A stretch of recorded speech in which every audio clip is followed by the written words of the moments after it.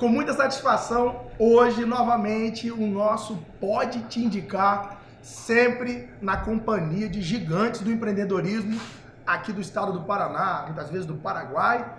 E eu quero ter o prazer de deixar eles se apresentarem, começando da direita para a esquerda, meu nobre colega Juliano Gazola. Tudo bem? Boa noite a todos, prazer estar aqui. Como você me apresentou, Juliano Gazola, fundador da Bioliderança aqui no Brasil. Hoje a Bioliderança mistura alguns conteúdos aí provocativos com o objetivo número 1 de deixar o ser humano mais forte. Eu sempre me refiro, a gente sempre busca, a gente percebe que as pessoas buscam aí ser bons em alguma coisa. Preciso ser bom nisso, ser bom naquilo, e a gente esquece de ser forte. Então hoje a bioliderança ajuda o ser humano a ficar mais forte e dessa forma aí poder contribuir e adicionar mais conteúdo, a gente crescer um pouco mais aqui no podcast Eu Te Indico. Show de bola. Dona Cris? Meu nome é Crislaine Bezerra, eu trabalho com proteção financeira e familiar. O meu papel é proteger vidas e o mais bacana do meu produto, ele é totalmente resgatável, né? Então a gente faz um planejamento totalmente personalizado mediante o padrão de vida de cada pessoa e baseado naquilo a gente vê as necessidades e faz um planejamento bem bacana aí pensando no futuro, padrão de vida, enfim. Vamos falar muito sobre isso hoje. Senhor Herbert? Meu nome é Herbert Fenelon, eu tenho 2 empresas em Cascavel, focada aí no ramo de bicicleta e motocicleta.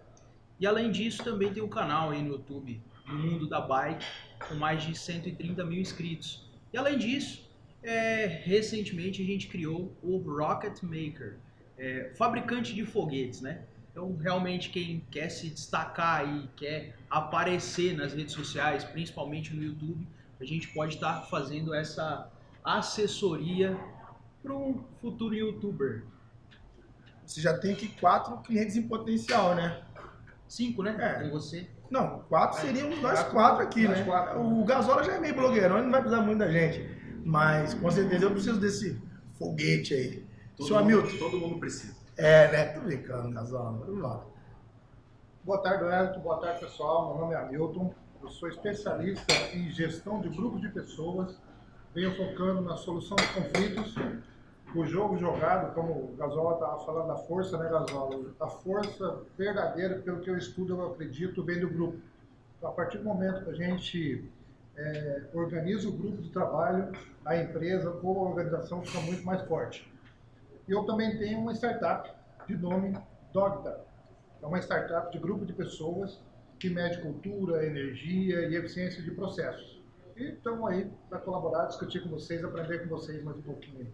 Então, legal, cada um tem uma sua expertise e nós vamos poder linkar todas elas dentro do nosso foco, que é a pessoa que está prestando bastante atenção na gente agora, que seja consumidor final, que seja um empreendedor, um micro, um médio, um grande empreendedor. O Brasil hoje está na mão do empreendedorismo. Então, hoje eu conheço muita gente que quer ser empreendedor, mas não vai ser, quer ser. Eu conheço muita gente que quer ser empreendedor e começou a ser empreendedor e já está quase falindo. Conversei com um amigo meu semana passada, o cara, ele é um cara estruturadaço, mas ele começou uma empresa e falou, eu não sei se eu aguento mais 90 dias, porque eu estou com uma dificuldade A, B, C, D. Então nós vamos entrar nesse leque aí de dificuldade que as pessoas têm e quem pode dar esse suporte somos nós, cada um na sua funcionalidade. Então eu quero começar abrindo com uma pergunta bem interessante, né? O que te fez, de uma forma bem sucinta, né? A gente pode ir mudando aqui, pode intercalar, tá? Não precisa seguir essa ordem aqui não, que parece que nós estamos num quartel. Não deixa de ser um quartel, né? Mas a patente aqui, ela é de ombro a ombro, né? Horizontal. O que te fez ser empreendedor? Sua virada de chave, Herbert, sua virada de chave, Cris. O que te fez viver o teu negócio hoje? Na situação que você está passando, você é novo. Primeira vez que eu te vi, eu lembro até hoje, eu falei, cara, cadê o dono da loja que veio conversar comigo? De repente me veio esse garotão, falei, isso aí é um piazão, como diz aqui no Paraná. Eu sempre falei isso com você e volto a dizer agora com arquivo confidencial. Cara, é um exemplo para muito empreendedor hoje chegar numa empresa como a sua e ver que é gerida, é claro, existe tudo um cenário ali, minha família, o suporte, o gerente, por aí, mas você está ali encabeçando. Mas o que te fez ser esse empreendedor que você é hoje? E para a gente poder falar um pouquinho também disso. O começo de vocês. Então assim, ó, no meu caso, né, eu não tive escolha, propriamente dito. Né? Então assim, desde cedo, sempre a família trabalhou com empresa, a gente brinca que não teve escolha, mas teve. E eu me sinto parte disso, né, do empreendimento, e sempre gostei disso. Tanto é que, se fosse pela minha mãe, no caso, eu não seria empreendedor. Ela mandou eu fazer medicina, virar médico e tal. Mas não, é a minha paixão pela dificuldade do dia a dia, pelo abrir a porta do comércio, abrir a porta do negócio, falar assim, pô, como que a gente vai transpor esse obstáculo, essa dificuldade? Então, assim, o que me move é isso, né? A cada dia resolver um problema novo, resolver uma nova situação que se depara na minha frente. Qual que é a sua idade, Herbert? 29. Você acha comum o Gazola, você que conhece o Herbert, o Hamilton, porque hoje todo mundo fala que é empreendedor. Eu não estou questionando aqui, porque tem gente aí que está com 20 anos aí falando que é empreendedor. Eu digo na gestão que ele desenvolve, Gazola. Você acha comum um empreendedor novo viver a experiência que o Herbert vive hoje? Ele tem uma origem maravilhosa familiar, né? Uma herança sistêmica de empresários. Ele chegando, evoluiu o negócio, aprendeu com os seus antecessores. Não é comum você pegar alguém que melhora a sequência das empresas da sua família. Hoje há uma relação muito dura com relação aos sucessores familiares que pegam as empresas, e muitos deles não ajudam a empresa a prosperar. Só que o Herbert é um exemplo aqui de aprimoramento, de novidade, de planejamento, né? Eu sei que ele tem uma vertente bastante grande na área de planejamento estratégico dos negócios. E isso só fez agregar para a família, para os pais dele que devem olhar para ele hoje e falar, pô, tenho certeza que a empresa está ali em boas mãos, nos sentimos confortáveis em deixar. Mas não é muito comum você pegar alguém tão novo. Se for olhar os bilionários do mundo, todos aí praticamente começaram a existir a partir dos 40 anos de idade. Então nós temos uma tendência do Herbert ser um milionário antes dos 30. Vale a pena andar do lado dele então, né? Sempre vale, sempre vale. E você? Eu lembro quando eu virei a minha chave. Eu era atleta e aconteceu circunstâncias que me fizeram começar a desenvolver uma habilidade que eu sempre tive e me considero um empreendedor de primeira mão. Entende? Eu quero evoluir a cada dia, mas eu sei qual foi o meu plano. E você, Gazola? Eu conheço todo o seu leque. O que te fez? Para mim eu sempre fui CLT ali até dos 21 anos de idade, até os 37 eu sempre tive 2 trabalhos. Né? Professor durante a noite, faculdade, e durante o dia petróleo e gás. Eu gerenciei quase 500 revendas de petróleo e gás, de gás de cozinha, por 10, quase 11 anos. Então eu dei muito resultado para essas empresas. E aí quando, em 2015, com a vinda do meu segundo filho, eu percebi que a minha liberdade estava correndo risco. Eu me tornava aí um workaholic facinho. E ele veio ao mundo para me dizer assim, eu preciso de um tempo aí, preciso que você viva como pai também. E eu comecei a buscar um pouco mais de opções, e como eu já trabalho com ser humano, como gestor de pessoas desde que me conheço por gente, no Bradesco, né, antes da carreira de petróleo, então a minha virada de chave foi uma mistura familiar e liberdade, essa provocação, para eu sair do mundo do workaholic. Eu fui viciado em trabalho, trabalhar 10, 15, 16 horas por dia e achar que isso era normal. Né? Mas a virada de chave exata foi a minha esposa foi dormir à noite e no outro dia de manhã ela acordou e estava na mesma posição, notebook, trabalhando 8 horas da manhã do outro dia. Então acho que a minha chave foi não muito comum com a maioria da galera aí. Eu, particularmente falando, pra gente fazer um bate-bola, gente, vocês podem interagir à vontade. Eu trabalhando com um amigo meu e eu fui pedir um aumento para ele. Falei, pô, vou pedir um aumento porque eu recebi hoje, vou pedir aumento no dia que recebe. E aí eu fui falar com ele, falei, olha, eu queria conversar com você que, cara, eu não vou pedir um vale, que se eu pedir um vale eu vou abrir um buraco para depois ter que tampar, não sei o que lá. Como é que você pode, pô, eu tô vendo meus resultados, eu tô vendo o que tá acontecendo aqui, você tem como dar uma melhorada, papapá, aquele jeitinho lá de pedir aumento, já pediram aumento trabalhando? Você já sentiu a necessidade de pedir aumento? Mas pelo menos sentiu a necessidade de receber mais? Você já achou, trabalhando para alguém, que seu salário poderia ser melhor? Já, mas eu nunca pedi. Então tudo bem. Eu cheguei à necessidade de pedir porque cantou o bilhete lá em casa. Eu fiz as contas, falei, caraca, tá faltando. Aí eu fui para minha casa e falei, cara, pera lá. Eu tô dando resultado para esse cara. Será que não tá na hora de eu acreditar mais em mim? Cheguei para ele no outro dia e falei, ó, eu gosto muito de você, mas eu quero sair.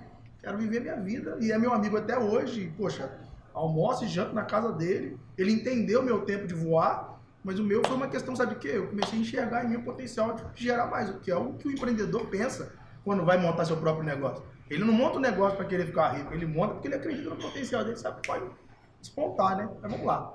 Cris. É engraçada a questão da liberdade, que nem o Gasola falou. Sim. Que a liberdade a gente acaba confundindo, né? Tem muita gente, a liberdade de fazer o que quiser. Na verdade, a liberdade é justamente o contrário, você não tem que fazer nada, né? Não precisa fazer nada.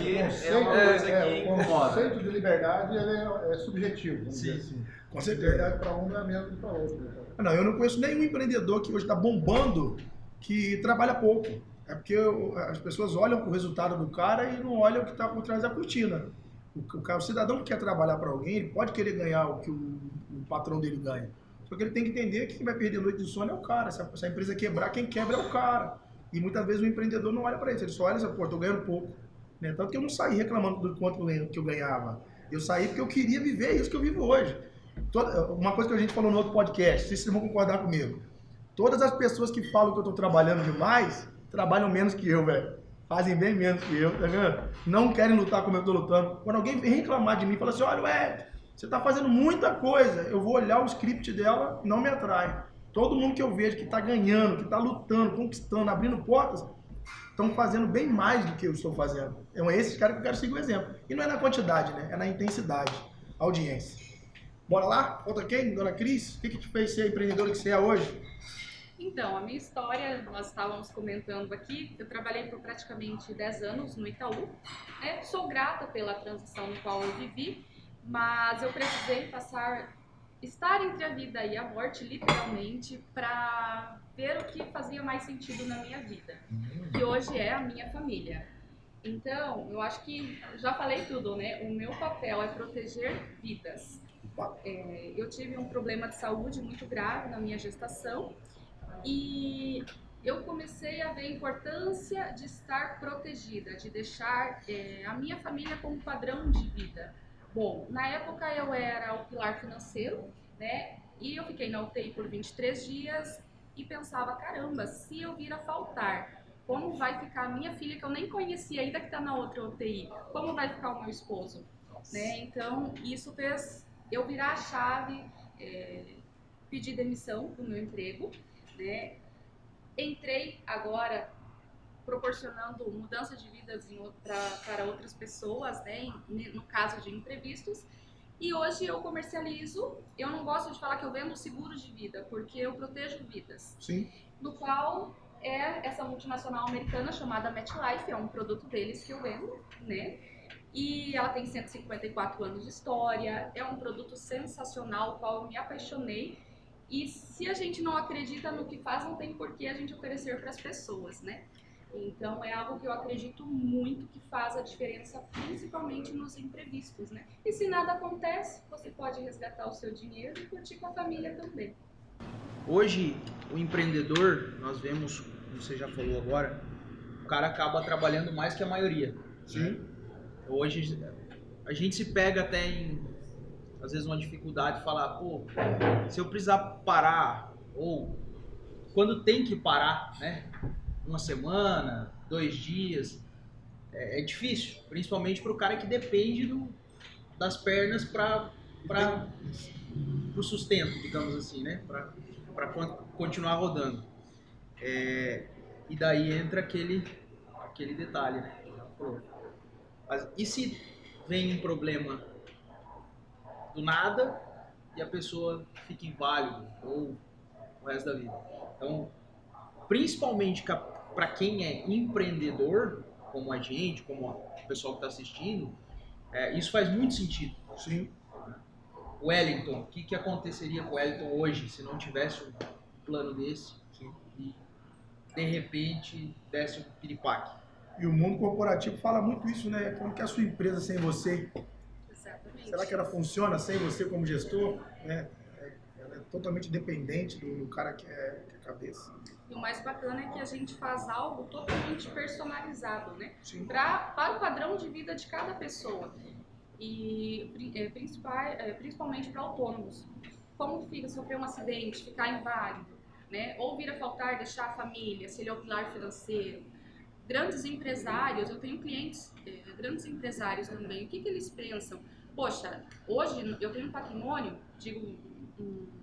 alguém que tem um patrimônio de 5 milhões, por exemplo. Como que a família está preparada para a ausência dele para fazer um inventário? E o seguro de vida, ele não aliena, ele não vai para inventário. Então, hoje, eu tenho 5 milhões de patrimônio, vinha faltar. A minha família vai ter um custo ali de 10, 15% só de custos de cartório, advogado, para fazer um inventário de algo que já era deles, porém é necessário. Sim. E a família está preparada para isso? Então a gente faz, por isso que o meu papel é sentar com cada pessoa e fazer algo totalmente personalizado, não é aquilo engessado. É para ver qual que é a necessidade. Eu sou comerciante, viajo bastante, enfim. Sofrer um acidente, ficar inválido, como que fica a vida? É o que a gente vai priorizando ali no atendimento, na montagem de um plano.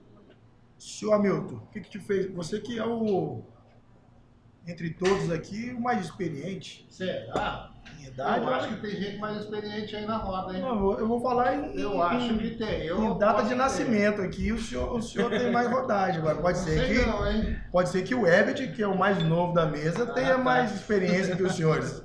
Mas com certeza você, o Gazola, que tem muito mais bagagem administrativa aí, né? Corporativa, vocês rodaram. A gente tem que enaltecer quem verdadeiramente seguiu. Eu sei que você tem uma bagagem. Então, Wellington, o que aconteceu para minha virada de chave, né? Respondendo aí bem objetivamente a tua pergunta. A minha atividade profissional de longa data é a perícia judicial. Há 6 anos atrás, entrou em vigor no Brasil a reforma trabalhista. E foi por 6 meses aí muito falado. Naquela ocasião, eu fiquei por 4 meses sem trabalho. A reforma trabalhista impactou muito a área pericial. Aí que deu o clique. Qual foi o clique? Nessa época eu estava com 45 anos, 44, ali, 45, e eu já estudava psicologia de empresa desde os 30, mas era um hobby. Vários workshops, já estou na 3ª pós-graduação, li muitos livros dessa área. E como eu fiquei um tempo sem trabalho, eu olhei para o meu cenário e pensei comigo, e agora? O que eu vou fazer para continuar ganhando dinheiro, faturando, vivendo a minha vida, né? Aí eu olhei para o meu histórico, eu só tinha 15 anos de estudo, que é da área de humanas, da área de psicologia de empresa, estudo de grupos, e eu focava muito no conflito, porque a área pericial que eu fazia era sempre um grupo brigando contra o outro grupo.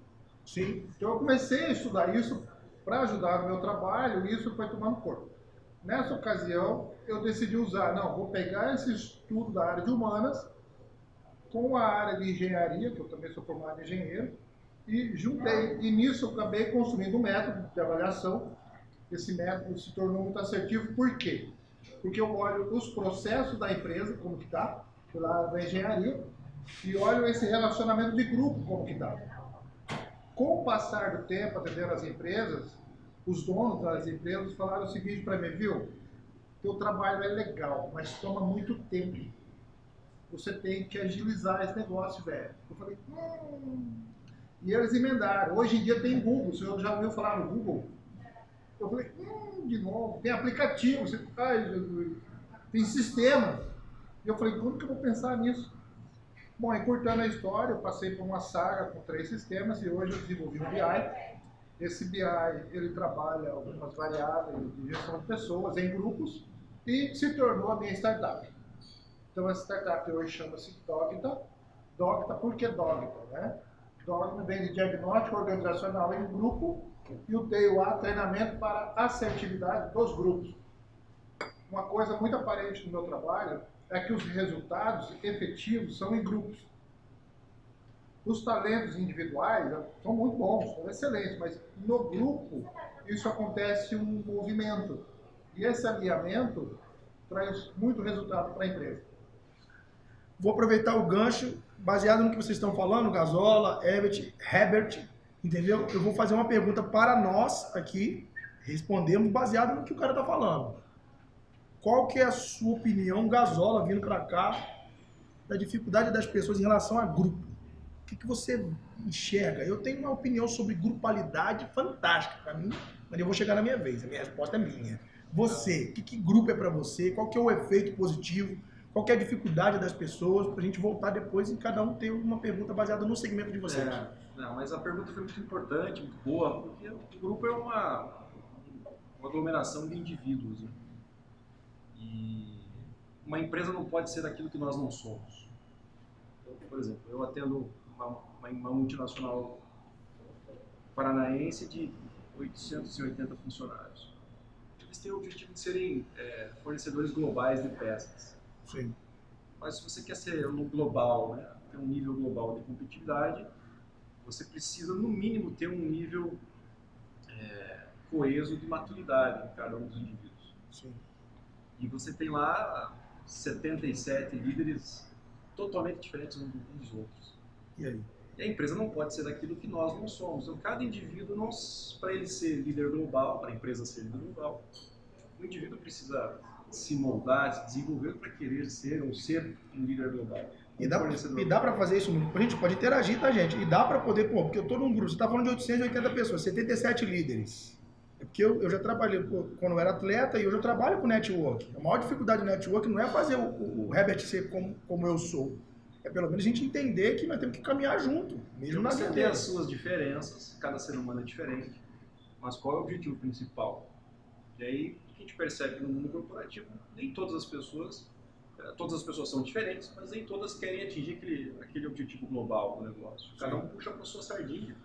Eu sou gerente de produção, mas eu quero bater meu cartão às 8 horas de trabalho, ganhar meus 30 mil reais por mês, investir o que sobra do meu salário em outros negócios, para um dia eu não precisar mais daquela corporação, por exemplo. Sim. E em contrapartida, você tem um outro workaholic que ganha 30 mil e que quer se doar para a empresa 17 horas por dia. Então nós temos um grande desafio, que é saber lidar com o grupo. Mas o indivíduo que nós precisamos entender primeiro, para eles serem atuantes em sociedade. Né? O brasileiro, o mundo, né? O ser humano em geral, ele precisa aprender a conviver em sociedade. Sim. Com as diferenças. Você lidar com grupos é você lidar, primeiramente, na minha opinião, com o indivíduo. Como cada um dos seus colaboradores funciona. Quais são os calcanhares daqueles que eles têm, quais são os conflitos de outras operações, de outras experiências que vão afetar o seu dia a dia hoje. É por aí. Então, pode falar. Essa palavra que o Gazola usou, a questão de maturidade, é muito bacana. É uma palavra que aparece muito, porque o grupo imaturo causa muito prejuízo. O líder, que nem ele falou do workaholic, trabalhando 15, 17 horas por dia, ou trabalha 8 horas por dia, como que fica esses dois líderes, um passando a bola para o outro dentro da organização? Então existe a necessidade de trazer um equilíbrio, e é isso que o trabalho de grupo faz, é isso que ele olha. Porque eu não estou dizendo que um está certo e o outro está errado, eu estou falando que pode estar desequilibrado. Então, se você traz o equilíbrio, não é 15 e não é 8, qual que é a média entre o 15 e o 8, então? Será que não dá para tirar os excessos de alguma forma? Porque se eu preciso de determinadas peças que vêm da tua área e você não está lá para me suprir, como que eu vou desenvolver o meu trabalho? Vai criar um conflito. Isso vai custar para a organização. Sim. Então, a maturidade de grupo, assim como das pessoas que o Juliano estava falando, cara, tem que ser olhado, tem que ser medido. E você está falando de um grupo objetivo. Daqui a pouco a gente pode definir até mesmo entre nós, família, entendeu? Mas a gente vai chegar. Isso que a gente está falando da bioliderança também poxa, eu sou o que sou lá em casa. Se eu não melhorar lá, minha opinião, né? Hoje eu tive uma experiência fantástica dentro da minha casa que me fez vir para cá muito mais autoridade e maturidade para poder reagir. Porque eu estava com um conflito e resolvi de uma forma bem saudável com uma criança de 5 anos. Cris, qual que é a sua opinião em relação a grupo? O que você tem para dizer sobre grupos? Bom, o Gazola falou perfeitamente aqui, né? Mas você pode aprimorar. Vamos aprimorar. Eu acho.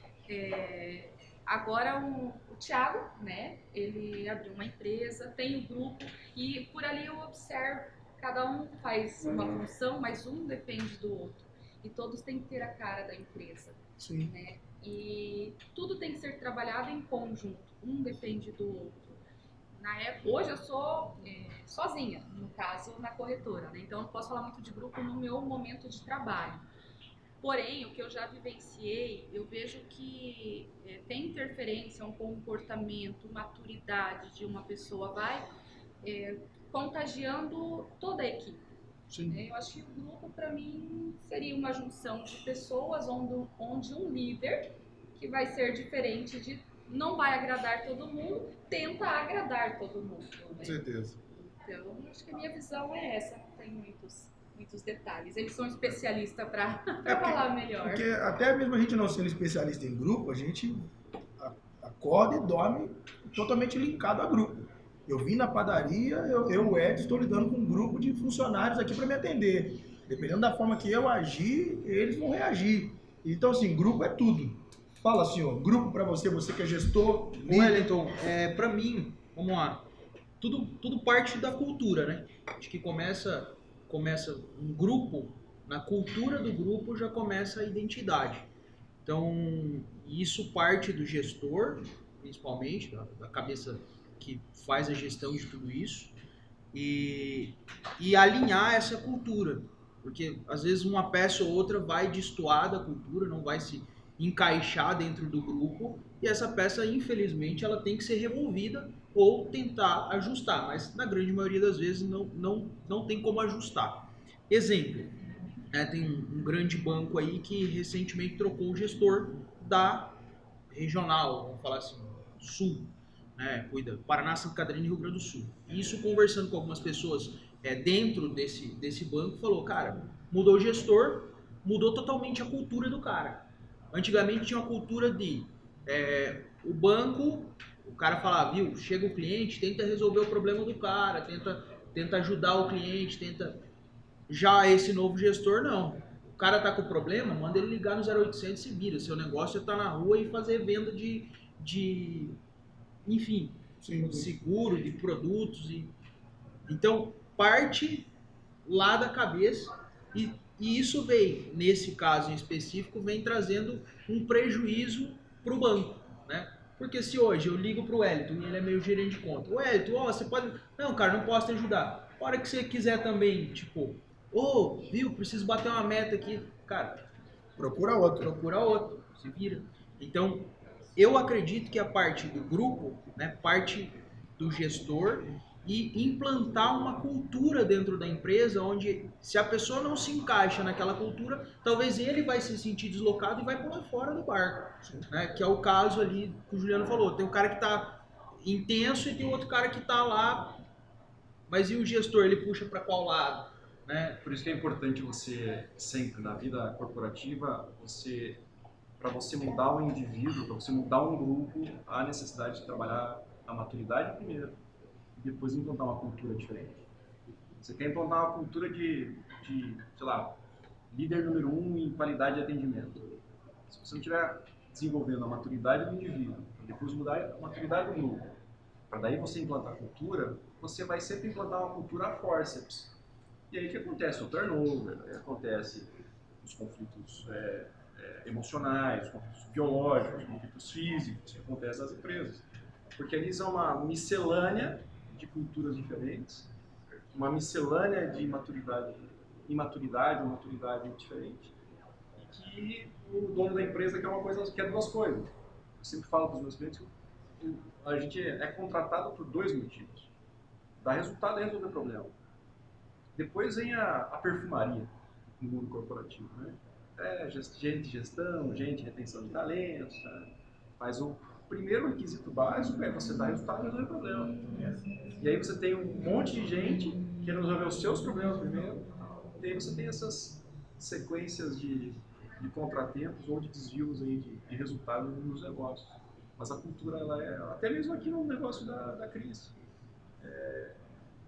Para você, pega um modelo americano de negócio, o americano tem essa cultura de fazer o seguro, por exemplo, o corretor nos Estados Unidos ele é tão mais bem sucedido que um advogado. Você pega no Brasil aqui, é o contrário. O advogado é mais bem sucedido que um corretor. Se diz um amigo meu pegou um táxi, o taxista falou, o que você é? Eu sou corretor. E a esposa dele era advogada. E ele falou assim, poxa, aqui nos Estados Unidos, o corretor é um cara de multinegócios. O advogado não é tão assim, de grande desempenho. Você pega no Brasil, que a cultura é outra. A evolução cultural no país não tem nem 130 anos, 140 anos. Sim. O nosso nível educacional é a desejar.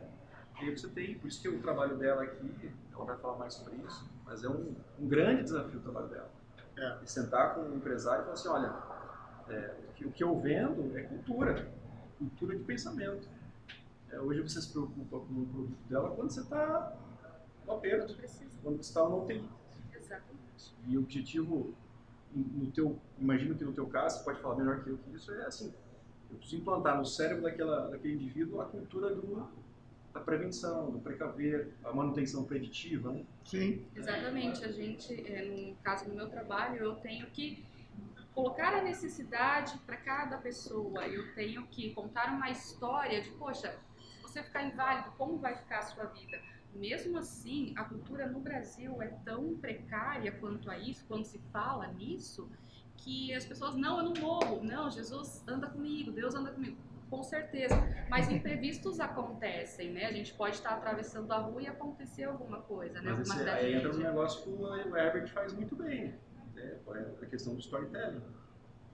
Você desenvolver um storytelling, que é contar a história, para engajar esse público, para ele se despertar não só no momento de caos, né?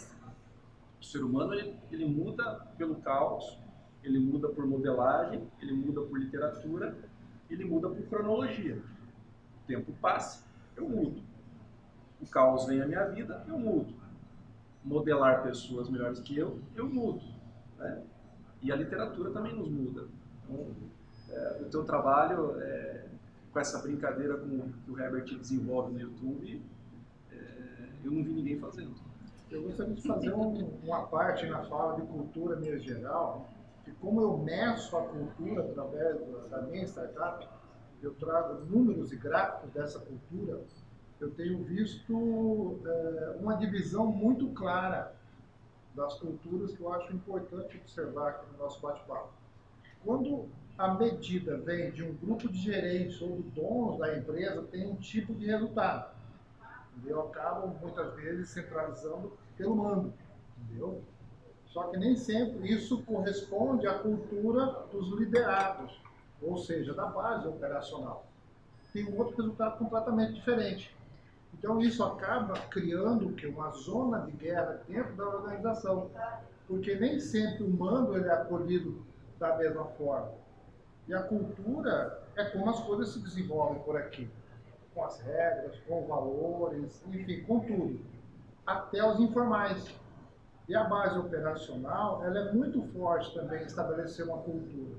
O dono da empresa, às vezes, ele é um só, um diretor, mas ele tem, às vezes, 50 funcionários na base. Então, essa cultura vem de 1 vez dos 50. Seria bacana se viesse do 1, como eu gosto, como eu determino, como eu mando. Mas o que eu vejo por aí que 50 é uma força muito grande. Tem que saber trabalhar esse grupo para trazer essa maturidade, como a gente falava antes. Então, como eu vi isso ao longo prazo, eu pensei, cara, por aqui que eu vou. Essa situação gera muito conflito. E dentro dos grupos temos alguns princípios básicos da dinâmica de grupos, né? E a luta dentro da dinâmica de grupo é um deles, e o outro é fuga. Então a pessoa briga e quando ele não acolhe, ele foge, ele fica na apatia do movimento. Entendeu? Não entrega, gera conflito, quebra proposital. Então isso custa muito para a organização. Então eu gostaria de fazer essa observação, sim, porque é algo que eu vivo semanalmente, esses princípios de luta, fuga. Então, quando eu vejo isso nos números e mostro isso para o diretor, logicamente, para o representante da empresa, fica muito visível o problema. Porque a direção, ela sente um efeito disso, dessa dor, está doendo, isso não está legal. Então, quando ele vê o resultado, ele fala, opa, peraí, isso aqui dói aqui, não dói? Então, por isso que está doendo aqui, ó. É esse resultado aqui. E bom você falar sobre isso para a gente encerrar esse ponto de grupalidade, mas seguindo a mesma essência, você vê que a gente está caminhando com uma questão interessante. Nós, os 5 dessa mesa, nós vamos alcançar bem mais resultado quando o nosso público, seja do Herbert ou do Gazola, o Gazola falou um dia desse uma coisa comigo fantástica. Eu gosto muito da frase que ele usa, que quanto mais eu amadureço, menos eu adoeço. E um dia desse ele falou comigo sobre a paternidade dele, e eu vou ser reflexo da minha paternidade. E eu estava tendo dificuldade de convencer as minhas filhas a me obedecerem por consciência. E eu estava tentando fazer por consciência, só que eu queria que ela obedecesse por consciência imediato. E obedecer por consciência, ou esquece obedecer a filha, agora vamos trazer para venda. Fazer o seu público comprar por consciência, o seu e o seu, precisa de um pouco mais de estratégia. Como eu não estava conseguindo por consciência rápido, poxa filha, obedece o papai. Papai gosta de você, papai é seu amigo, papai não quer brigar, papai não quer bater, papai não quer não sei o que eu não bato nas minhas filhas. Eu acho que o verbal é a pior surra que tem, né? Eu falava com meu pai direto, rapaz, eu acho que eu tinha que tomar umas porreadas suas, velho. Porque um chá de cadeira do meu pai, mas era terrível. Não sei o que você era assim. Meu pai gostava de sentar e falar a mesma coisa, provérbio, o eto, entendeu? Mas resumindo onde eu quero chegar. Filha, faz. Rápido, não vendi. Minha filha não comprava a minha ideia. Agora vamos trazer isso para o corporativo, Gazola. O cara tem um produto que ele é secundário ou terciário. Por exemplo, a Cris. A Cris quer vender um negócio que vai bater de frente com a cultura do país todo. Sabe quando que o Brasil foi campeão do mundo a última vez, senhores? Quando foi? 2002. 2002, correto? Como era chamada a seleção brasileira de 2002? As estrelas, seleção das estrelas. Já vi que você não entende de Você futebol, é o cão, Herbert, por favor. Você é um antidesportista. Rapaz, não, tô brincando. Tem o pedal, gente. O Herbert me chamou pro pedal direto. Nunca fui nesse pedal. Grava esse vídeo. Herbert, para de me chamar pro pedal. Você tá entendendo? Gente, era chamado de a família escolare. Lembra? Lembra? Me diz depois de 2002 qual foi a seleção que foi comparada com alguma família? Nenhuma. Me diz depois de 2002 qual foi o time que ganhou alguma coisa? Nenhum. Então essa consciência cultural, que é o grande desafio da Cris, que é o meu desafio, eu trabalho com network, mas a maior dificuldade que eu tenho é que o cara entenda que eu não estou querendo fazer uma rodada de negócios aqui. É que o cara entenda, eu acabei de sentar com um rapaz aqui agora e falou, poxa, mas o meu produto é isso, meu irmão. Se você está querendo conquistar a consciência das pessoas, esquece seu produto. É consciência, o nome já diz, não é consciência? Você precisa convencer. Hoje, minha esposa falando com a minha filha, minha filha foi pro quarto, chorou. Eu fui lá e falei assim, nossa, que oportunidade que eu vou ter agora de acabar com ela. Peguei minha filha no colo, falei, filha, queria falar pra você que o papai te ama. Queria falar com você que você é importante. Vamos tomar banho comigo? Levei minha filha pra tomar banho, lá ela me abraçou, falei assim, filha, por gentileza, você sabe que é melhor colocar aquela blusinha que a sua mamãe te pediu. Traz para venda agora. Sabe por que os vendedores são ruins, cara? Os caras são péssimos vendedores, porque eles querem pegar um produto tão bom quanto o seu,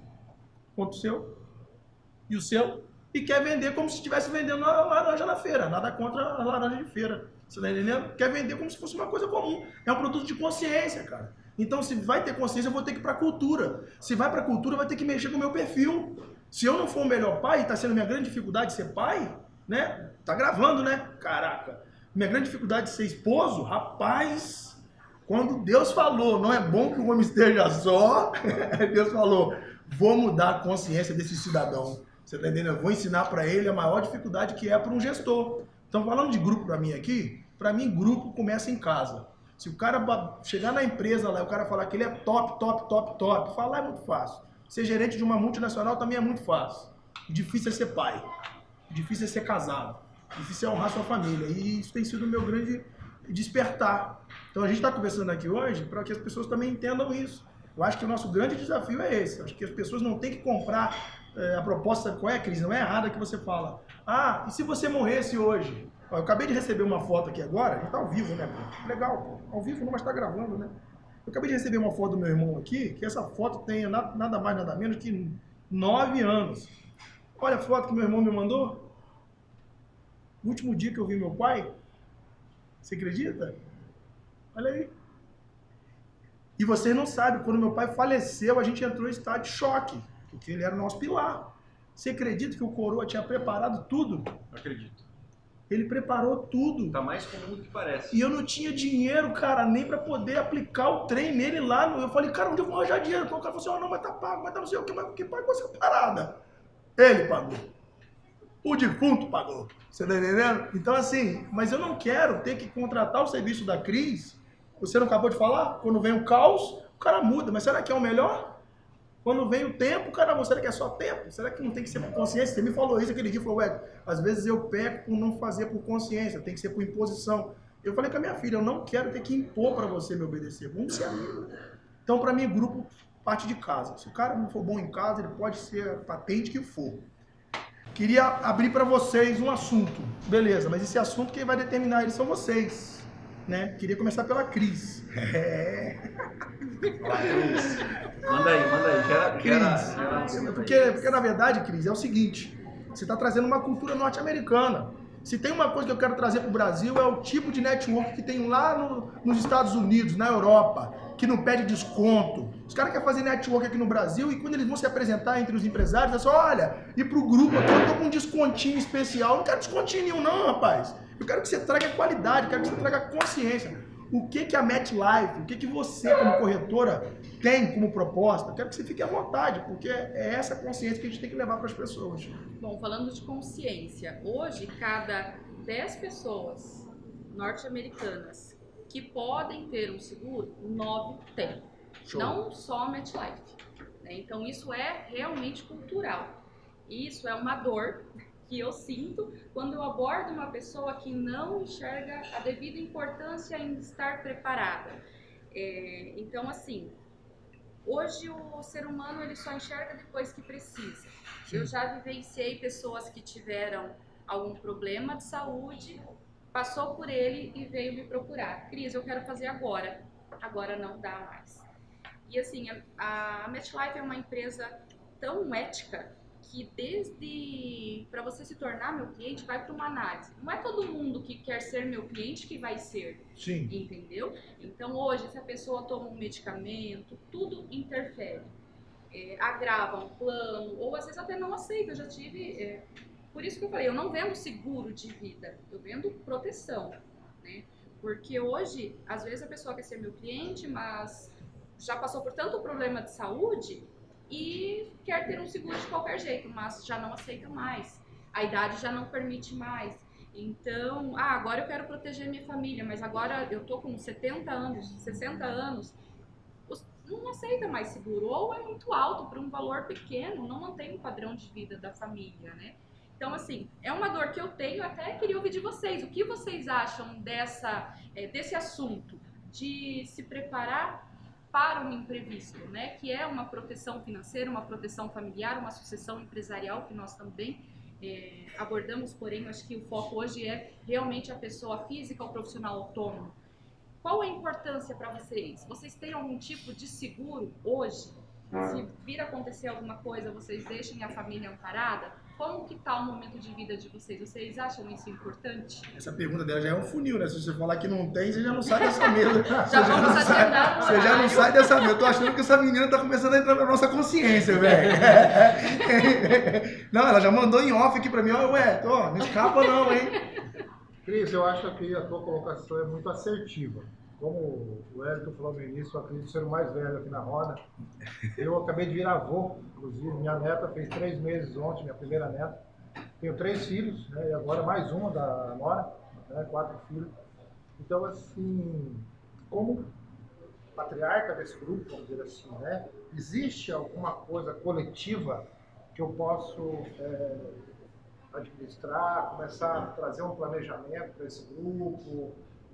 Minhas filhas, por exemplo, vão fazer 25 anos, estão formando medicina, meu filho mais velho virou militar, entendeu? Na área de prevenção, ele virou bombeiro. Então, assim, o que a gente deveria fazer para um grupo assim, que não é grande, né? Uma família, né? Mas está ali, depende de você de alguma forma, direta ou indiretamente, né? Então, tem que olhar para você e para eles também, né? Sim, como que fica essa questão para a MetLife? Então, assim, no caso, quando a gente faz algo totalmente personalizado, a gente vê as dores, o momento de vida, que é o caso. O que eu aconselharia nesse caso? Fazer um planejamento e colocar uma porcentagem para cada beneficiário, porque você pode escolher quantos beneficiários você quer ter. Então, você pode deixar preparado para sua filha, para o seu neto. Ah, vou fazer um só para o meu neto, de um valor maior. E isso é totalmente sigiloso. Às vezes as pessoas têm medo de passar algumas informações como essa para nós. Ah, eu quero deixar para uma filha, ou só para um filho, só para minha esposa. Então a pessoa tem toda essa liberdade comigo para estar explorando isso, né? E nós selecionarmos ali uma porcentagem para cada um, né, de benefício para o neto, para um filho, para um amigo, para a esposa, para o tio, para quem for. Então a gente sentaria, montaria um plano de acordo com o padrão de vida e viria ali o que é mais adequado para o momento, o que é mais interessante e dividiria as porcentagens no caso de vir a faltar. Daí tem a pergunta, tá, mas invalidez, doenças, isso aí é tudo pra mim em vida e eu tô bem, eu tô tranquilo financeiramente, tô pensando após a morte. Então a gente tira essas coberturas que são opcionais e deixa só um valor X estipulado para cada pessoa e quando vir a faltar é distribuído para cada um em ponto. Não vai alienar, não vai estar em inventário. Então é bem tranquilo isso, né? E eu como consultora, eu dou todo esse suporte, né? Às vezes a pessoa faz um planejamento, tem uma dificuldade futura. Eu como consultora vou sentar com a pessoa e alinhar alguns desafios e ver o que é prioridade. E com certeza, depois que a pessoa faz com total consciência esse planejamento que eu faço com eles, não cancela. Hoje eu estou com uma carteira de uma média de uns 50 clientes. Eu não tenho um cancelamento. Porque tudo que eu fiz foi consciente. Eu estou há 1 ano na atividade. Tudo foi consciente, gerando credibilidade da empresa. Ah, eu quero saber mais da MetLife. Poxa, só de estar no Google tem muita coisa. Mas um fato que a gente gosta de citar nas abordagens. Ah, King Kong, Homem-Aranha, tem lá a torre que ele sobe. Tá lá a torre da MetLife. Então, assim, para ver a amplitude que é a empresa, né? E às vezes as pessoas ficam com um pouco de receio por não ter algo concreto aqui na cidade. Mas é uma empresa norte-americana que só de estar na internet tem 1 milhão de respostas, né? Vamos dar sequência, então. Eu queria agora abrir também um tema legal para a gente poder falar, porque já sentei com o Herbert algumas vezes. Primeiro ele me deu um TCC de Trello, me mostrou o Trello dele. Eu cheguei lá com o meu trelinho, né, humilde. Quando eu vi o Trello dele, falei, poxa, mostra o seu aí, Hélio. Falei, não, ver o seu já foi o suficiente. E aprendi muito com o que eu converso com ele, né? Tenho aprendido muito e eu queria até saber de vocês, porque é uma área que eu acho que a gente tem que aprimorar. Hoje faz parte de algo que eu conversei com ele, né? Que é a potência que eu posso alcançar com o meu negócio no YouTube. Porque até então eu sou consumidor assíduo, né? Para mim, qualquer coisa que eu vou pesquisar, a música que eu vou ouvir, preciso aprender a mexer num programa na configuração do meu celular. Para onde a gente vai? Vai para o YouTube. Mas e o meu canal? E o seu canal? E o seu canal? Herbert, para quê? Qual é o sentido do cidadão que já tem um Instagram, que já tem um Facebook, que já faz muitas vezes um procedimento patrocinado já nessas redes sociais, de querer migrar ou agregar o YouTube na vida dele?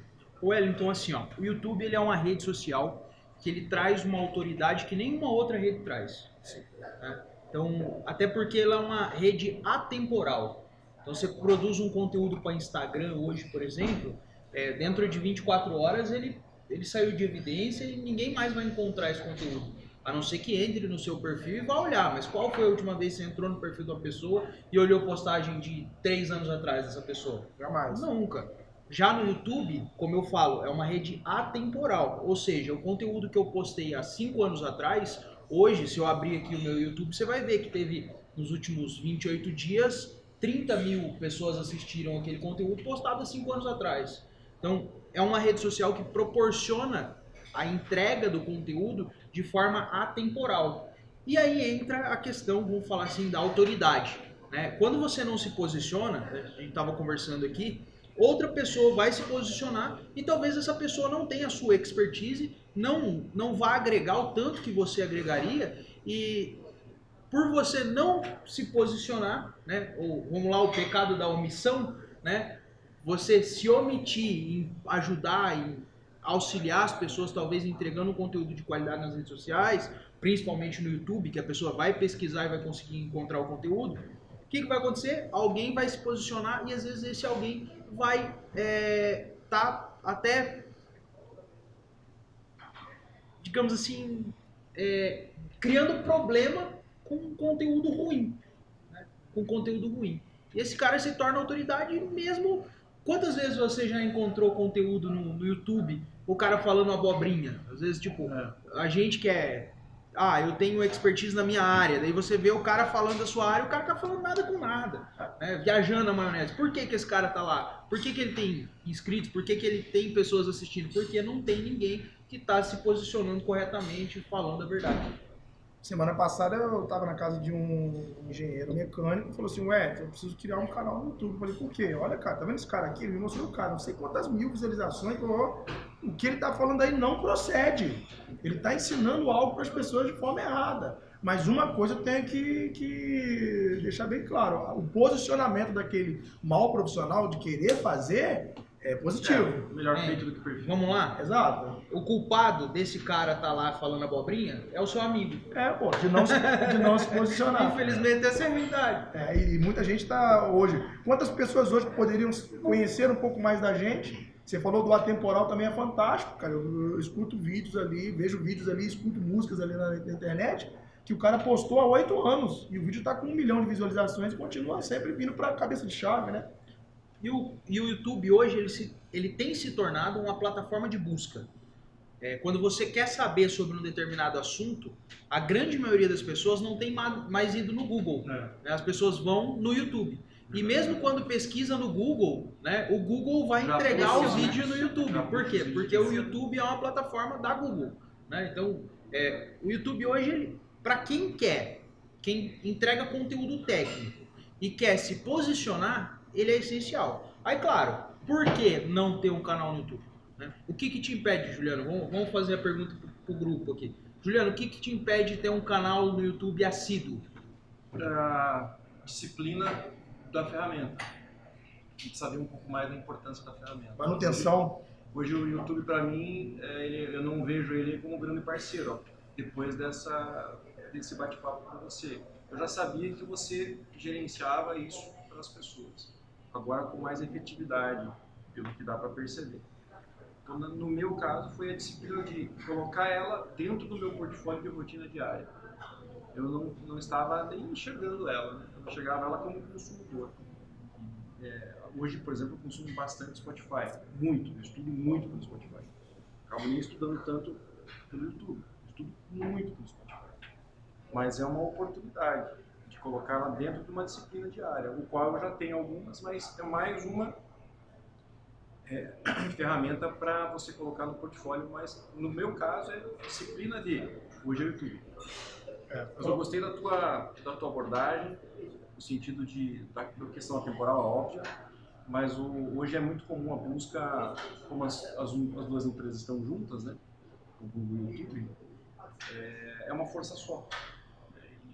Na área que eu atuo, que é desenvolvimento humano, YouTube é algo já necessário, mas é preciso saber profissionalmente como desenvolver um canal no YouTube. Aí que entra a tua gestão, a tua expertise, porque tem muita gente que não sabe nem quando começar, tem muita gente que sofre, tem muita gente, eu por exemplo já me estressei muito baixando o OBS, comprando o OBS lá top, comprei softwares de edição de vídeo, e na hora de alavancar, não, mas tem mais um monte de coisa, tem o banner, tem não sei o que, tem as palavras, então é necessário entender, eu sempre uso uma frase bem legal, que é não deixar aquilo que você não gosta de fazer atrapalhar aquilo que você gosta de fazer. Então eu preciso mudar minha mentalidade com relação ao YouTube, eu preciso aprender a gostar de fazer os vídeos. Você pode ensinar a gente a gostar, ou você pode ajudar a deixar mais leve a gestão desse canal do YouTube. Vamos lá, a grande dor que eu vejo na grande maioria, vou perguntar para vocês também, mas a grande dor que eu vejo o gravar é fácil, o falar sobre o conteúdo que a gente gosta, que a gente domina, é muito fácil. O problema é o por trás, os bastidores, que é o que o nosso amigo está fazendo ali atrás das câmeras, que é a edição do pós, que é subir no YouTube corretamente, usando caracteres, palavra-chave, tudo que o algoritmo do YouTube necessita. Né? Aí vem uma outra coisa. Quando você pensa em gravar o vídeo, você já pensa naquele negócio atrás. Aí você não grava o vídeo porque você... Putz, realmente, a dor. Depois que eu gravar esse vídeo, depois eu vou ter que editar, vou ter que fazer isso, aquilo outro, tal, para depois postar. E o YouTube, ele é uma rede, infelizmente, né, que não te dá a entrega do resultado imediato. Né? Diferente no Instagram, onde você posta um Reels e passou 1 hora, você vai ali olhar, tem 1000 visualizações, o YouTube não. Ele é uma rede muito devagar, porém constante. Né? Então, ele não traz aquela satisfação imediata após a postagem do vídeo que hoje as pessoas estão acostumadas com as redes sociais como TikTok, como Instagram e tudo mais. Então, assim, com isso, né, a Rocketmaker veio para solucionar essa dor. Né? Pô, eu vou gravar, vou entregar na mão do Herbert, ele vai se virar. E realmente, você vai, por exemplo, tem uma cliente nossa, nutricionista, doutora Ana Redivo, e essa semana mesmo eu tô no pé dela. Ana, preciso do vídeo. Ana, preciso do vídeo. Então, assim, tem Ana, alguém... preciso do vídeo. Viu, Ana? Preciso do vídeo. Enfim, tem alguém também que você fala, não, eu tenho um compromisso com essa pessoa, porque se eu não fizer, ele não vai dar procedência no... E o YouTube, ele é uma rede de constância. Né? Não adianta você fazer 10, 15 vídeos soltados uma vez só. Não, o YouTube ele precisa pelo menos uma constância semanal, um vídeo por semana. É igual aquela empresa, vamos falar assim, você tá lá com a sua empresa e tem 2 funcionários.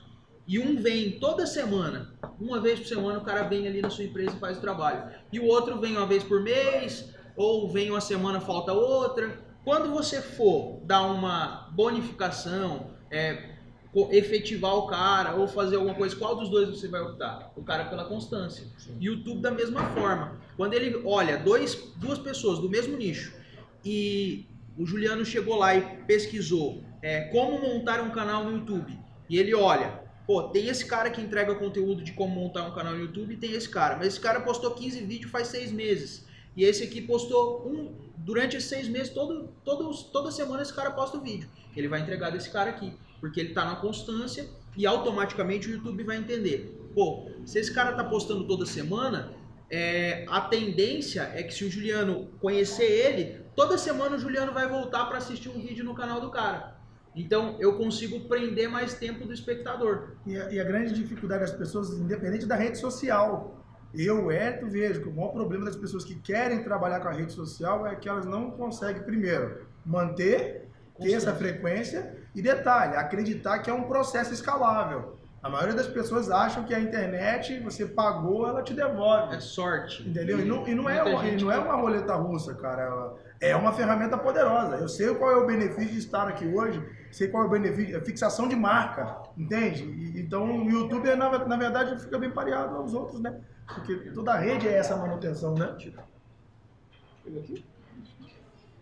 O que impede você de ter um canal no YouTube? Essa parte. Vamos para consciência agora. Eu troco o canal do YouTube pelo plano, pela proteção, né? Para falar bem a verdade, timidez. Até hoje foi o primeiro vídeo que eu fiz. Na realidade eu fiz há 2 anos atrás, uma campanha de doação de sangue que eu sempre faço, agora anualmente no aniversário da minha filha, e eu fiz para tentar mostrar para as pessoas a importância que foi o que me salvou, enfim. Mas hoje, quando o Elton falou, olha, grava um vídeo pra gente postar lá, marca pessoal, eu falei, caraca, eu tô com um monte de rascunho ali, eu rachando de dar risada, porque eu sou tímida para essas coisas. Eu adoro o contato, o tete a tete, conversar com as pessoas, olhar nos olhos, mas a rede social, pra mim, eu não sou de postar muitas coisas, eu não sou de aparecer. Então, pra mim, o YouTube é algo que eu nem acesso mais. Porém, a gente não enxerga o outro lado, né? Tem que ter alguém pra mostrar pra gente a importância. Pra isso que você tá aqui hoje. Esse nível de consciência das pessoas pode... Uma pergunta retórica, mas tudo bem. o nível de consciência do público, tanto dela ou de todos aqui, pode dar uma evoluída se a gente entender que o YouTube é para poder gerar essa consciência das pessoas? Sim ou não? Com certeza. Pergunta, como eu disse, é uma pergunta retórica. E as pessoas, é uma coisa pessoal. Aí ela tem que ir lá e ressignificar a dificuldade dela de gravar, porque eu costumo dizer para as pessoas quando eu vou gravar: ó, você quer gravar? Beleza. Só dificuldade, eu fico tímido na câmera. Eu falei, não, o problema não é timidez. O problema é que lá na sua casa você tem que treinar texto, você tem que estudar o tópico. Chega na hora, para poder ter insight na hora. Cara, todo mundo tem um insight imediato, mas não é toda hora que você vai ter insight. Se você tem que gravar direto. E aí, o que eu vou falar aqui? Agora você vem com um roteirinho, olha lá, já pelo menos tem uma espinha, né?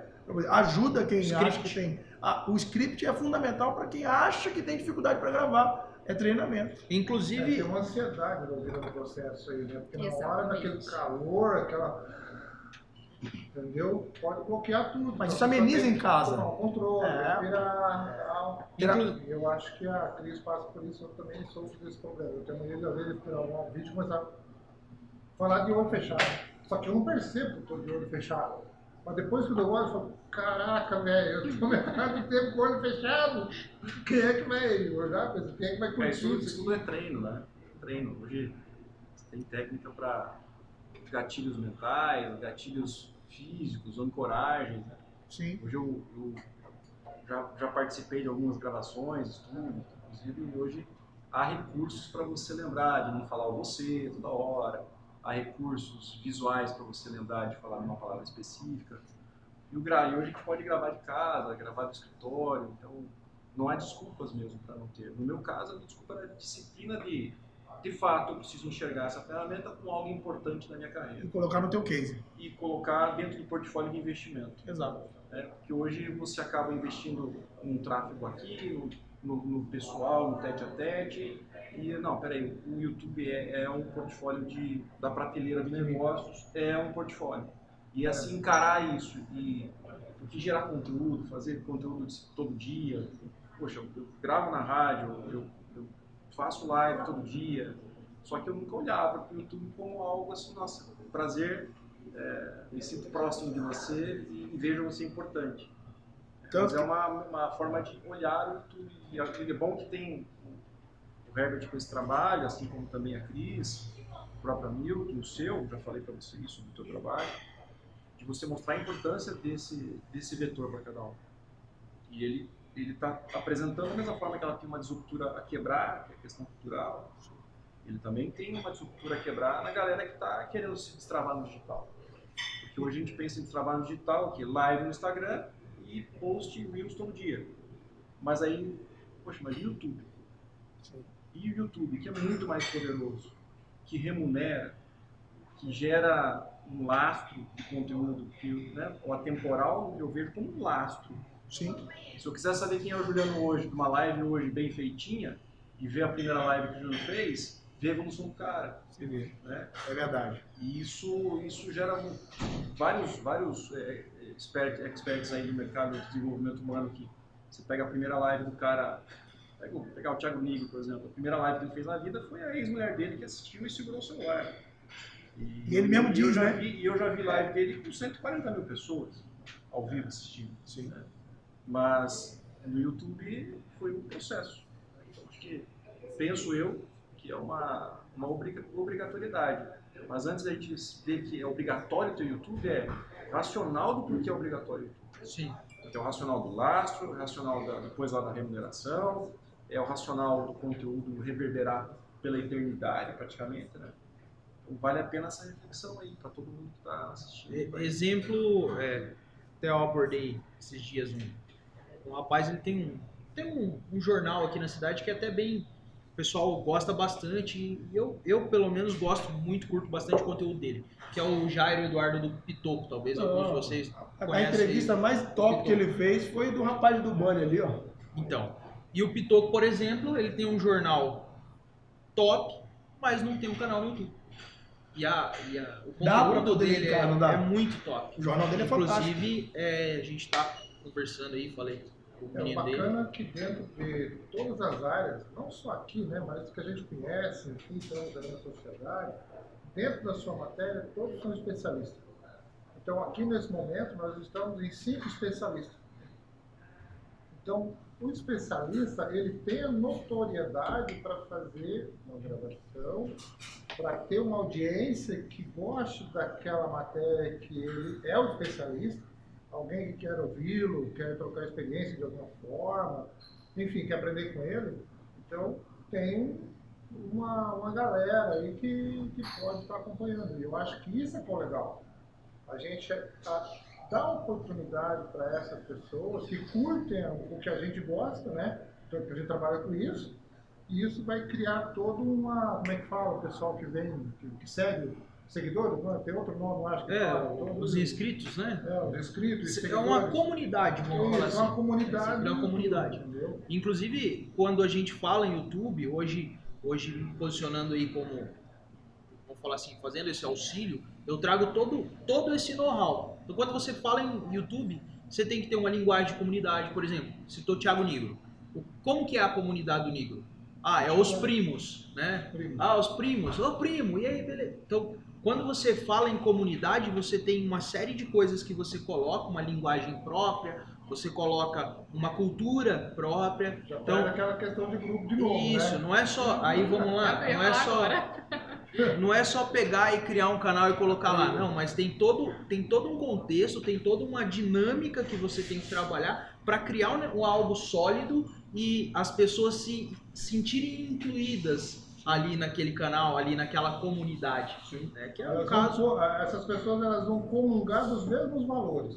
Identificação, né? Exatamente, como você falou do primo, né? Todo mundo que gosta dos valores que ele prega, das palavras dele, do trabalho dele, vai seguir ele. Isso é um fato. Exato. É legal. Então, por exemplo, que nem você falou, eu tenho dificuldade em gravar. A Ana, por exemplo, eu mandei um script para ela. Né? Ana, qual o conteúdo? Eu vou falar sobre isso. Fui lá e fiz um script, claro, sem o conhecimento dela, mas roteirizei a forma que ela vai colocar esse conteúdo para a pessoa que está assistindo conseguir assimilar e entender aquele conteúdo. Porque às vezes a pessoa é técnico, mas não sabe colocar esse conteúdo. Assim como esses dias um rapaz me procurou, tem um sistema de gerenciamento de restaurante. Né? Então, hoje a grande maioria dos restaurantes aqui da cidade, os restaurantes maiores, usa o sistema dele. Né? Então, Martione, Chef's Pizza, inúmeros restaurantes. Ele falou, cara, eu quero colocar esse conteúdo na rede social, mas como? Aí entra o meu caso. Viu, Daniel? Seguinte, você vai fazer isso aqui de forma storytelling. Você só chegar e falar, o meu restaurante vai resolver como que você faz a gestão de insumos para fazer uma pizza. Não vai ser legal para o cara assistir você entregando conteúdo técnico. Agora, quando você conta uma história dos problemas que as pessoas tinham antes de te conhecer e depois que elas conheceu o que elas resolveram, aí você leva do ponto A para o ponto B e entrega vamos falar assim, consegue converter uma venda, digamos assim, né? A pessoa assimilar o conteúdo. Se a gente for levar em consideração, você vê que por mais que sejam funções distintas, parece próximo aqui, alguns ou outros, mas nós estamos dentro de uma mesma linha, né? Consciência, grupo. Eu estou com um grande desafio e esse desafio parte de mim, que acredito na potência do YouTube, tanto que estamos aqui para poder potencializar o nosso canal, sugestivamente chamado de Pode Te Indicar. E da mesma forma que eu quero ter uma consciência assertiva em relação a proteção familiar com a Cris, porque eu tenho família, né? Não quero morrer. Mas vai. Mas vou, né? Quem sabe eu sou um Peter Pan. Você tá entendendo? Mas vou. Mas uma coisa eu quero dizer, eu tenho 2 meninas, né, de 5 anos. Minha irmã é muito grata pelo meu pai, meu irmão e eu também. Porque eu passei a primeira crise financeira minha foi depois da morte do meu pai. E aí, acabando que veio o benefício que ele cultivou. Eu quero ser isso para as minhas filhas. Eu quero que elas tenham um futuro garantido em várias questões. Tanto que em vida, quanto também pós, né? Mas o que eu queria fazer para a gente poder aterrissar agora, né? É uma entrevista, um bate-papo legal. Acho que todo mundo pôde falar um pouquinho do que faz. Pôde falar da bioliderança, que é o que o Gazola faz. Para a gente terminar, eu queria ser bem sucinto agora no posicionamento de vocês. Para me saber, Gazola, qual é o cliente da bioliderança? Número 1, Cris, qual é o cliente? Você falou uma coisa interessante, não é todo mundo, que às vezes as pessoas podem entender que você está escolhendo por esse motivo ou por outro, mas eu falo para vocês, o Gasóleo é testemunho, que a gente já falou muito sobre isso.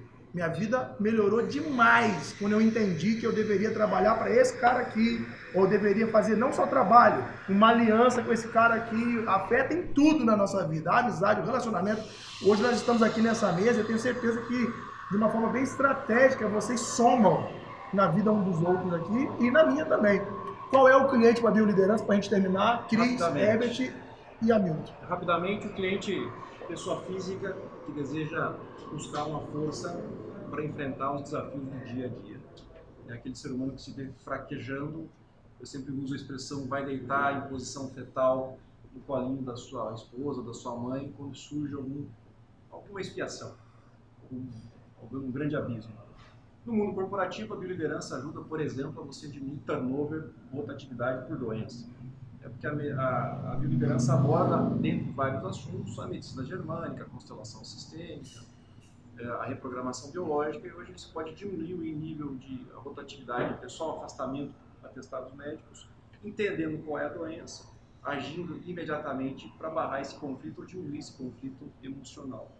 Então hoje você parte do indivíduo ao grupo no mundo corporativo e a gente sabe o quanto é penoso e prejuízo você perder um funcionário por 3 dias, por 10 dias, por 5 dias, em virtude de uma doença. E todas as doenças a gente sabe, pelo menos é o que a bioliderança explora, ela é emocional. Ela trabalha com um conflito inesperado, sem aviso, diretamente atua no seu cérebro e depois impacta um órgão específico do seu corpo. Cada órgão, cada tecido do nosso corpo, ele reage de diferentes formas de acordo com o conflito emocional. Então, se você vive isso, você sente isso no corporativo e no individual, é um potencial cliente da bioliderança. Qual é o cliente para você, Cris? Perfeito. É você. Quer vender mesmo, né? Tá bom, vamos fechar. Quer vender? Não. Fechar. Já vendeu aqui. Se vocês não tiverem proteção familiar e sair daqui sem... Eu já tô com uns recibos ali. Na realidade, não precisa nem de recibo, só o token é necessário, catar e pronto, tá tudo certo. Não, brincadeiras. O meu cliente... Qual é a pergunta mesmo? Qual o cliente correto? Qual o cliente para você? O que você quer para ti como Corta a parte depois, tá? Não, vambora. Não vai contar, tá show. Bom, o cliente ideal é todo e qualquer cliente que se importe com a família, tenha consciência da importância disso, profissionais autônomos, né? Então, assim, todo cliente pode me procurar para a gente fazer um planejamento, enfim, eu não tenho cliente perfeito. Qualquer pessoa pode ser meu cliente, desde que a gente consiga fazer algo baseado no padrão de vida, né? Por isso que a gente sempre fala que tem responsabilidade financeira, né? Principalmente autônomos, que quando acontecer alguma coisa, poxa, como vai ficar a família, né? Conforme a gente já falou aqui anteriormente. Então, quem está me assistindo pode ser meu cliente, é só me procurar. Show. É isso. Seu cliente. Meu cliente potencial, vamos lá. Vocês 4 que estão aqui na mesa são potenciais clientes. E você que tem algo a agregar na vida das pessoas, tem informação a trazer para as pessoas e mudar a vida realmente das pessoas com a sua expertise, com o seu conhecimento, você é um potencial cliente, né? E com certeza automaticamente agregar para a sua vida também, né? Então isso aí é algo que você levando informações para outras pessoas, essas pessoas vão trazer, agregar para a sua vida também. E enfim, tiver interesse, né, no canal do YouTube, enfim, só me chamar aí no WhatsApp, é o 45 99906 4700. Esse é um youtubeiro mesmo, é um verdadeiro youtubeiro. Vota nele, gente. Seu cliente potencial, Hamilton, pra gente aterrissar. Meu cliente potencial é aquele cliente que ele vive situações de conflito dentro da empresa, que ele perde muito funcionário por conta das relações de conflito.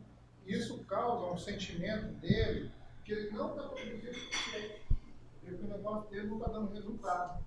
E o mais bacana disso é que esse conflito, né, eu consigo identificar o porquê exatamente que ele está acontecendo. Por quê? Porque quando eu meço a cultura de trabalho e as demais variáveis através da minha startup, que é o meu trabalho inicial, fica muito evidente com gráficos e números por que tem aquele tipo de dor. Eu costumo dizer o seguinte também, todo mundo quer melhorar, todo mundo quer potência, pegando a fala do Gasola ali, né? Todo mundo quer potência. Aí eu falo para as empresas, tá, mas você vai tirar esse foco de onde? Essa energia de onde? Por exemplo, se a equipe está 100% dependente, nós vamos ter que dar autonomia para essa equipe para que ela pense e produza. Então eu tenho que ser menos centralizador. Então eu sei de onde que eu vou tirar e para onde que eu vou levar. Então só esse recorte do meu diagnóstico já ajudou muitas empresas. Porque um líder centralizador, ele não dorme, ele não tem vida, todo mundo no WhatsApp pendurado nele. Isso custa muito. E dentro da empresa tem o quê? Muita quebra, muito retrabalho, muita movimentação excessiva, muito atraso de coisas, geração de culpa, acidente, boicote intencional dentro das empresas. Então, quando eu identifico esses universos através da minha startup, que é o diagnóstico organizacional, fica, para mim, até que fácil conduzir o trabalho, porque eu sei a dor que está pegando e eu sei o que o cara quer. Porque se você não sabe onde você está e para onde que você vai, você está perdido. Então, eu consigo medir esse estado inicial para que a empresa, logicamente, tenha mais potência, tenha mais lucratividade, que ela vá melhor no cenário. E é esse o meu trabalho, e o meu cliente ideal é esse que passa por esse tipo de dor. Então, como é que fala? Vote em mim, 45999734036. Me chama, vamos bater um papo, tomar um café. Nós não temos mais cappuccino, mas vamos terminar brindando? Vou colocar uma água. Terminar brindando o cappuccino? Brindando? Copo vazio. Vou pedir aqui, dar uma moral aí, o André, fazer um videozinho da gente brindando aqui sobreposto e fazer uma foto nossa. Você me ajuda aqui, André? Claro. Gentileza, pô. Elegante, o André. O André é o Alex do Jô Soares? É. O Alex tá vivo, tá? Então...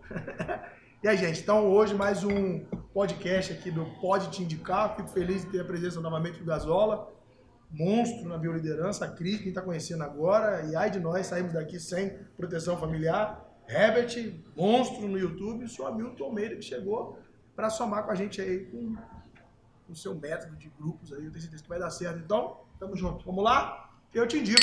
Eu te indico. Pode te indicar. Valeu? Show de bola.